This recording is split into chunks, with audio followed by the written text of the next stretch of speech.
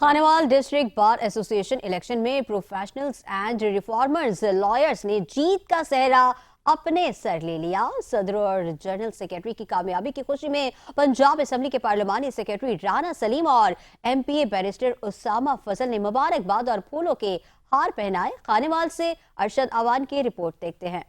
Khanewal district bar ایسوسی ایشن کے الیکشن میں ڈیموکریٹک لائرز کے مار رفیق مولانا ایڈوکیٹ اور پروفیشنلز اینڈ ریفارمرز کے افتخار نکیانہ ایڈوکیٹ کے درمیان امیدوار برائے صدارت کا مقابلہ ہوا، جس میں افتخار نکیانہ ایڈوکیٹ نے 369 ووٹ لے کر 61 ووٹ کی برتری سے صدر منتخب ہوئے، جبکہ جنرل سیکرٹری کے امیدوار ملک ساجد مناری ایڈوکیٹ اور فخر حیات بلوچ ایڈوکیٹ کا کانٹے دار مقابلہ ہوا، جس میں فخر حیات بلوچ نے 365 ووٹ حاصل کر کے 46 ووٹوں کی برتری سے کامیابی حاصل کی اور جنرل سیکرٹری منتخب ہوئی۔ اسی طرح شیلا ادریس رانا نے 376 ووٹ حاصل کر کے 90 ووٹ کی برتری سے نائب صدر منتخب ہوئی۔ جوائنٹ سیکرٹری کے مقابلے میں 348 ووٹ حاصل کر کے 21 کی برتری سے منظر عباس تراج نے کامیابی حاصل کی، جبکہ فنانس سیکرٹری کے مقابلے پر رانا عمران نے 357 ووٹ حاصل کر کے 58 ووٹ کی برتری حاصل کی۔ لائبریری سیکرٹری کے مقابلے میں میڈم نرگس جواد نے سب سے زیادہ 399 ووٹ حاصل کر کے 122 کی کامیاب برتری حاصل کی، اور ایڈیٹر کے مقابلے میں محمد اشرف نے 344 ووٹ حاصل کر کے 18 ووٹ کی برتری حاصل کر کے کامیابی حاصل کی، جبکہ مجلس عاملہ میں کامیاب ممبران بننے والے چودھری مقبول ارائی،